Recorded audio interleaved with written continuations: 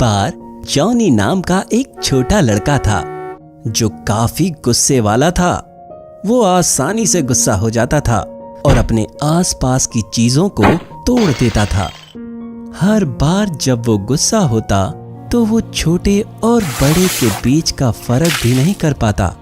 उसका गुस्सा उसके चारों ओर हर किसी को परेशान करता था। एक दिन उसके पिता उसके इस खतरनाक व्यवहार के बारे में परेशान हुए और उससे बात करना चाहते थे। छोटा जॉनी डर गया था कि अब उसके पिता उसे उसके व्यवहार के लिए डांट सकते हैं, लेकिन उसके पिता ने उसे डांटा नहीं बल्कि उसे एक बॉक्स दे दिया। जैसे ही जॉनी ने बॉक्स खोला तो उसने देखा कि ये तो कीलों से भरा हुआ था। वो समझ नहीं पाया और अपने पिता को देखने लगा।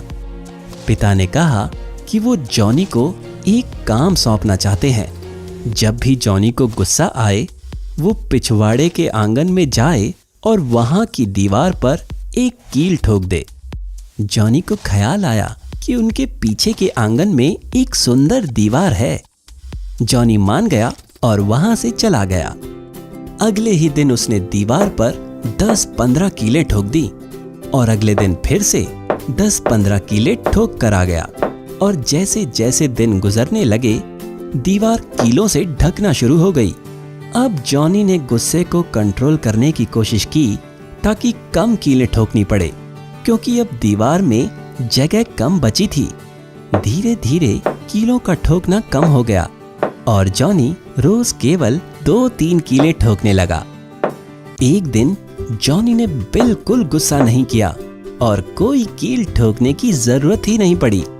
जॉनी काफी खुश हुआ और वो अपने पिता के पास गया, लेकिन इस बार उसके पिता ने उसे एक दूसरा काम सौंप दिया। उन्होंने उसे हर उस दिन एक कील हटाने के लिए कहा जिस दिन जॉनी गुस्सा नहीं होता। जॉनी मान गया और वहां से चला गया। कुछ दिनों के बाद जॉनी ने सभी कीलों को खींच लिया और अपने पिता के पास गया और अपने गुस्से को दूर करने में मदद करने के लिए अपने पिता को धन्यवाद दिया।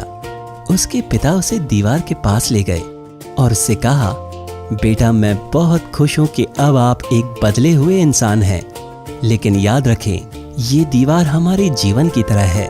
हर बार जब हम गुस्सा हो जाते हैं तो हम इसे चोट पहुंचाते हैं। हम अपने आसपास के लोगों को चोट पहुंचाते हैं, जैसे हमने उन पर एक कील ठोक दी हो। आज कीलें तो निकाल दिए गए, लेकिन उसके निशान आज भी वही हैं। और अगर लोग हमें माफ कर भी देते हैं तब भी वो पल हमेशा के लिए रह जाते हैं। छोटा जॉनी खुश था कि उसने अपनी कमजोरी को दूर कर लिया था और अब सब उसे प्यार करने लगे।